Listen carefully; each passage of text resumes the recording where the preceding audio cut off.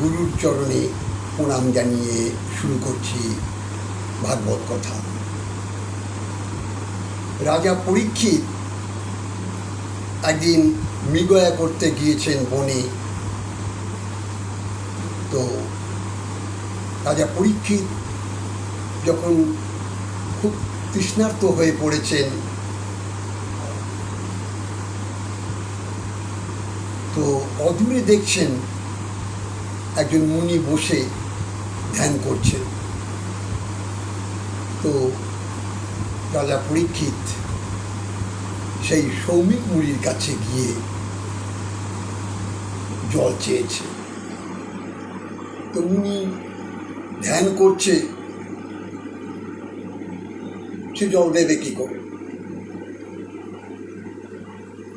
তো ক্রোধবশত রাজা পরীক্ষিত কি করেছে, অদূরে এক মৃত সর্প ছিল, সেই সর্পটা এনে রাজা কি করেছে, ওই সৌমিক মুনির গলে পরিয়ে দিয়েছে। তো সৌমিক মুনি পুত্র শৃঙ্গী সেটা জানতে পেরেছে। তিনি এসে তক্ষণে রাজা চলে গেছে। শৃঙ্গী এসে দেখছি পিতার গলে মৃত সর্প ঝুলছে। শৃঙ্গী অভিশাপ করেছে, যে আমার পিতার গলে মৃত সর্প ঝুলিয়েছে, 7 দিনের মধ্যে তক্ষক দংশনে তার মৃত্যু। ধ্যান ভেঙে যাবার পর সৌমিক মুনি পুত্র শৃঙ্গীকে বলছে যে, পুত্র শৃঙ্গী, তুমি কি করেছ? ধর্মরাজ পরীক্ষিত, তাকে তুমি অভিশাপ করেছ। শোনো শৃঙ্গী, তুমি অভিশাপটা ফিরিয়ে নাও, তুমি অভিশাপটা ফিরিয়ে নাও।